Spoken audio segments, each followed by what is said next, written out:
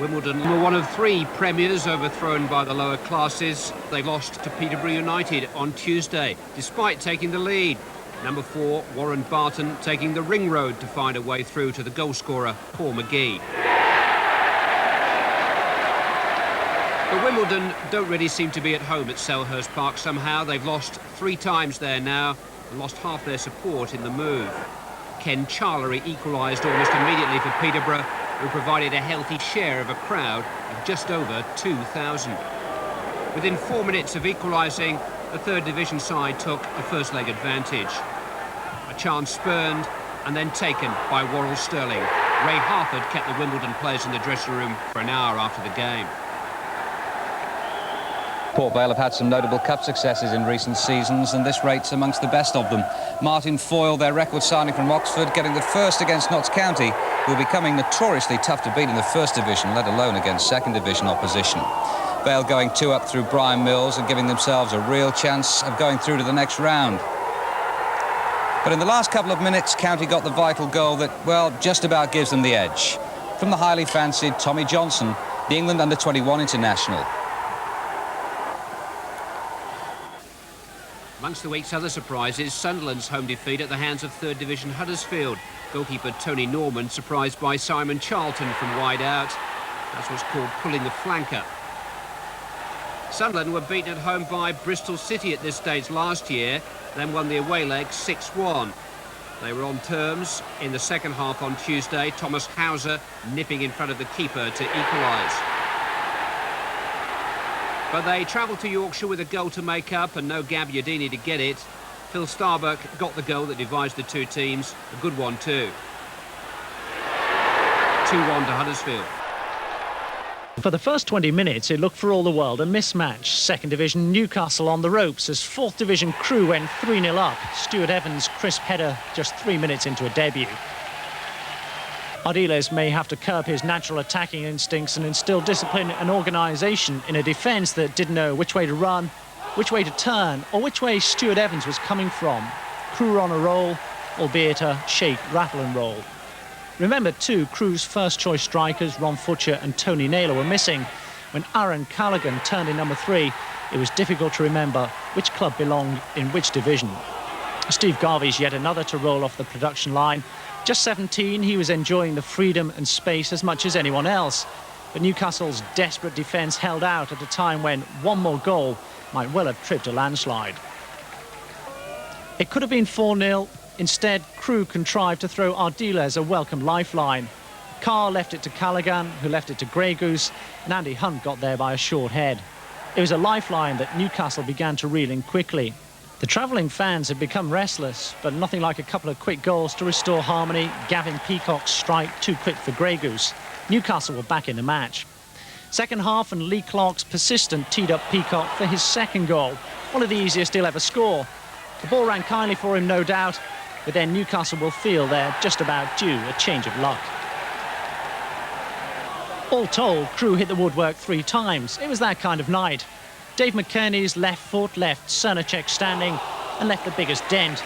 But it was Newcastle who left with a 1-goal lead when Peacock pinched a hat-trick with a flying header and supplied his manager with the much-required get-out-of-jail-free card. What a flying start Wigan had. Phil Jones taking on and then rounding 2 defenders, and young Gary Worthington showing why he's a chip off the old block, following in the footsteps of his illustrious Uncle Frank. But a lead short-lived. United's Dane Whitehouse forcing Nigel Adkins to parry, Brian Dean illustrating what the fuss is all about. But in the offing, another hint of vintage Worthington, seizing on a mistake, seemingly going too wide, a super turn, and the easy bit for Darren Patterson. Then another well-connected relative in on the action. Michael Lake, brother of Manchester City's Paul, carved out the chance, and Dean certainly used his head. Tantalisingly, young Worthington thought he was onto a winner at the end, but a linesman ruled it offside. David James could and should have been beaten in the opening minutes of last night's first leg. With Pat Nevin restored to the team, Everton really mounted concerted pressure against a stubborn five-man Watford midfield, but they did create chances. Mark Ward wasted the first of them, but it wasn't the best. That fell to Mike Newell. Credit him for finding Beardsley in the first place. A goal then might have eased the audible frustrations of a crowd of just over 8,000. Luther Blissett, a veteran of happier Watford days, was moving well enough to keep Southall interested in the match. He kept the half-time scoreline at 0-0. But 3 minutes after the restart, the breakthrough. Ward with the pace and the control to pierce Watford and still pick out Beardsley's call, and at the second time of asking, he picked his spot for his 7th goal in just 5 games.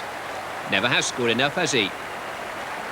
That Everton failed to press home that advantage was ultimately down to David James. Last 10 minutes and a save of international class to deny Newell and impress even the most expert of Everton observers.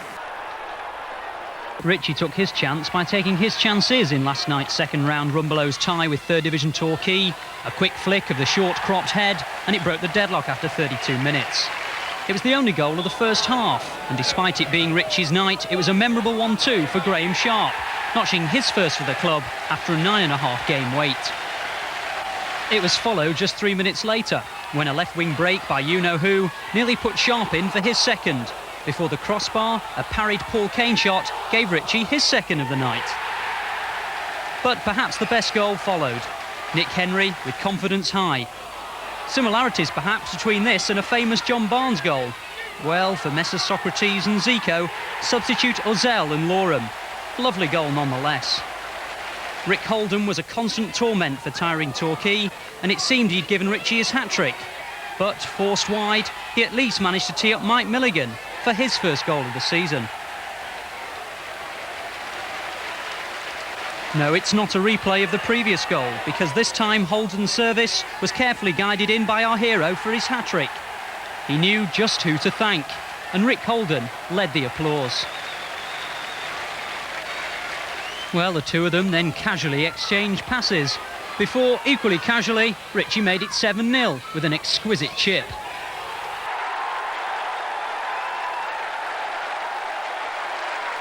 Torquay added a consolation, but the League Cup superscorer is back.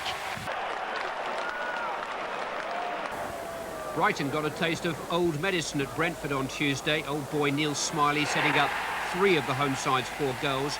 Kevin Godfrey turned in the first. It was 2-0 inside a quarter of an hour. Richard Cadet showing a clean pair of heels to his pursuers and some fancy footwork to the keeper before slotting in the second. Brentford going well in the early laps of the 3rd Division promotion race, pushing home their advantage in the first of 2 Dean Holdsworth goals. 3-0, half an hour gone, and it got worse before it got better for Brighton. Smiley winging in at them again. They know all about his pace and his craft, but they forgot all about Holdsworth as he steered in the fourth. But Brighton did salvage a straw to clutch at in the second leg. John Robinson eventually succeeding where Mead and Codner couldn't. Away goals can count double in the Rumbelows Cup. Brighton needs some home goals first, though. 2,302 fans turned out to see if Scarborough could pull off another giant-killing act against Southampton, who was suffering at the foot of the First Division. Borough defender Chris James used his head in the opening minute to clear up at the back. Thankfully, he made a quick recovery. And it was the Southerners who were left in a daze when Tommy Mooney beat the offside trap to give the underdogs a dream start. Just 2 minutes gone, and there's plenty to celebrate. It was obvious that the Saints were capable of stepping up a gear, though, and Newcastle-born Alan Shearer split the defence to get them back on level terms. A cool finish, if ever there was one. Now, this is the chance that could have changed the game. Darren Foreman's only got the keeper to beat, but he hits it wide of the post. Shearer completed his double 10 minutes later when his sharp reactions catch the Borough defence cold. Jason Priestley had no chance. Southampton seemed to have settled for that one-goal lead after the break, but the skill of Matt Letitia was always a problem down the right.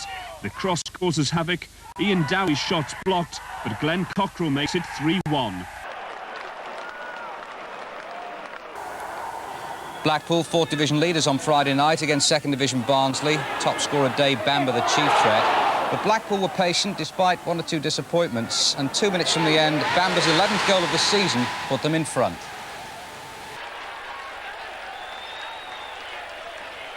If it's late goals you're after, Ayresome Park's been the place this season. Paul Wilkinson's inch-perfect header 2 minutes from time looked like being enough against Bournemouth. But the real sting in the tail came from the 3rd Division side. Right on time, George Lawrence beat Steve Pears.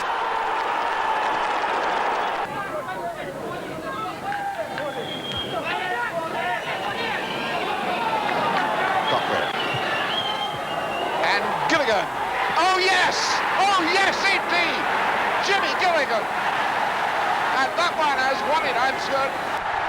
Jimmy Gilligan's first goal of this season. Their highest scorer last season. And that was on from the moment that Jimmy moved forward onto that ball. You could see it coming, couldn't you? Walker could, and he couldn't do anything about it. Gibson. Udair, straight to Davis. Could he be made to pay for that? This is Wright. That's a great effort, and he scored! From absolutely nothing, Ian Wright has paid off the first tiny part of that huge transfer fee. And he actually, in many ways, as an Arsenal player, has deserved it. A great shot there.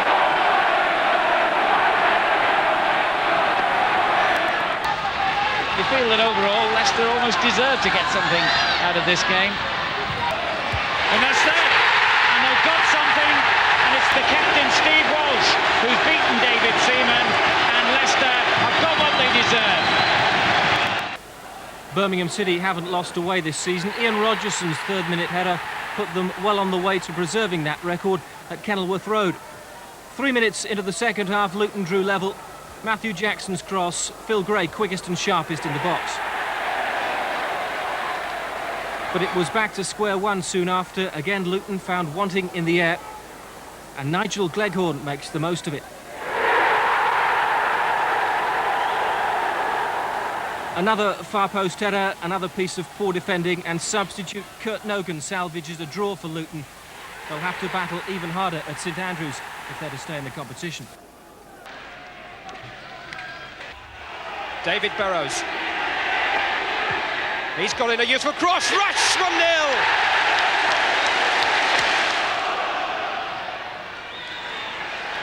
Cranston and Stoke are level.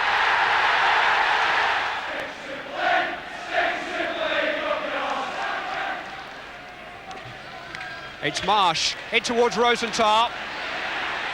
Nicol trying to make something of it. Rosenthal back for Tanner. Had to strike it against the crossbar and in by Rush. Liverpool back in front. Ian Rush is second of the night. Just under 20 minutes to play.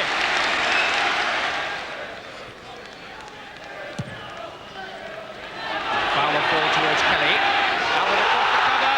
He short-changed Grobbelaar and Tony Kelly has equalised. A solid start to the season, Tranmere, with only 1 defeat so far, and taking the lead after 52 minutes through John Aldridge, his 11th goal of the season. The cross came from Tony Thomas. But Chelsea have made a habit of getting late equalisers so far this season. That was Kevin Wilson, Dennis Wise with a touch there, and the immaculate Andy Townsend. Now Salako. Good skills from Salako, but Hartlepool keeping some shape, and a nice ball down the line there as well for Osborne. And it's there, it's the opening goal by Bright.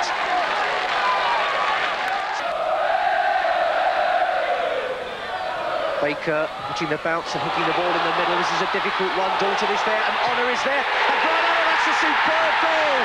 It's the equaliser for Brian Honour. There's no frills about the way Cambridge play, but United are playing with an assurance befitting league leader status. Neil Webb's back to form, Unfortunately, Webb later went off injured in the first half. It's route one for Cambridge. The odd flick here, glance there. Michael Cheatham got his angles confused and possibly should have done better.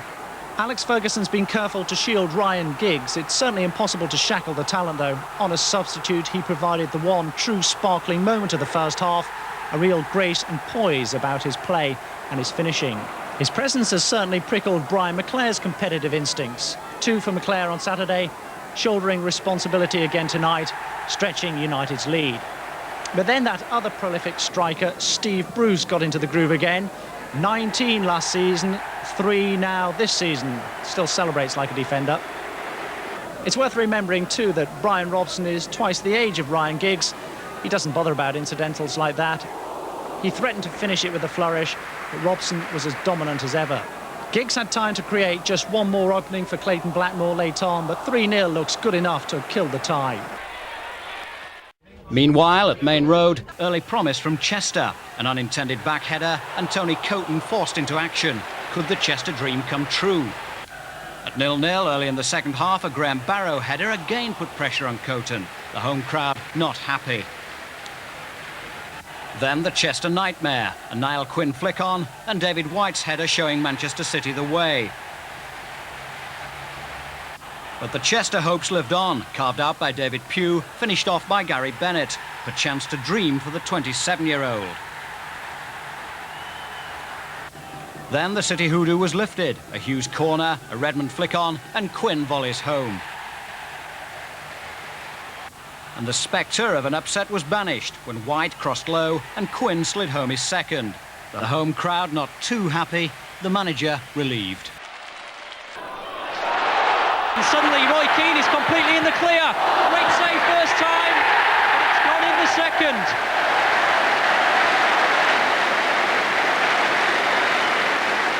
Roy Keane, the leading scorer at Nottingham Forest this season with 4, now makes it 5. Aimed towards Sheringham, got the touch too. Here's Gaynor, will score surely. Took his time about it, but did. Here's away, Gaynor. Won't playing the ball towards Roy Keane on one of those advanced runs. He's got in front of Burke, keeps possession. Little break for Kingsley Black, and it's gone in.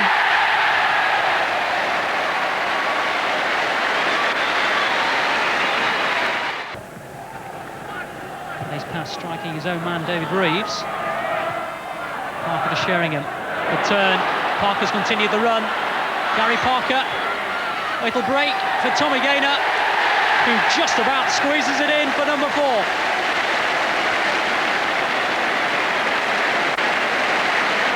Parker made the run.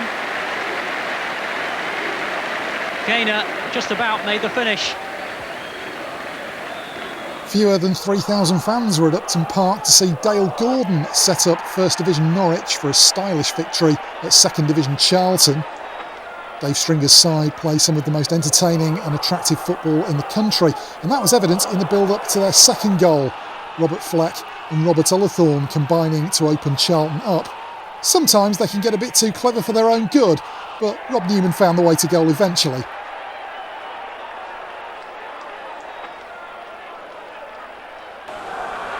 Dreadful goal kick, and this has let Morgan in. Should score. Does so. 1-0. Bristol City ahead after 5 minutes. Morgan. Alexander for Devon White to chase Llewellyn and Bryant are there. Nice. Oh, is it an own goal? My goodness me, yes. Oh my dear. Andy Llewellyn's own goal. You can see there doesn't seem too much danger, but his goalkeeper's come out and he can't get to it. An agonising moment for Llewellyn and City. 1 goal each and a chance for Morgan at the other end, and it could be 2-1 now. So Morgan with the point-blank drive, wonderful goal line clearance by Ian Alexander with his keeper beaten, but David Smith puts City back in the lead. Knock back for Archer. Scott away. Strong play by Alexander, but May there looking for a long ball to Morgan. A superb pass. But Morgan's first touch let him down, except Reddy's got there. Excellent goalkeeping by Parky. Chance for Smith for the chip. It's there. Now it's off the crossbar. It's in the net by Allison. So we see Smith chip. We see Trentyman trying to get it off the line, but it's the crossbar that denies him, but Allison had followed up. Now, if you're a 4th Division side playing away at 1st Division opposition, the last thing you want is to concede an early goal. So when Robert Rosario scored after just 90 seconds, Dave Sutton must have been hoping for a full start. Andy Flounders had one good chance for Rochdale soon after, but headed over the bar. Rosario made it 2-0 midway through the first half. Kevin Gallagher hit the bar twice in the second half before making it 3-0. And when the Rochdale keeper, David Williams, missed a punch, Lloyd McGrath's lob made the final score, Coventry 4, Rochdale 0.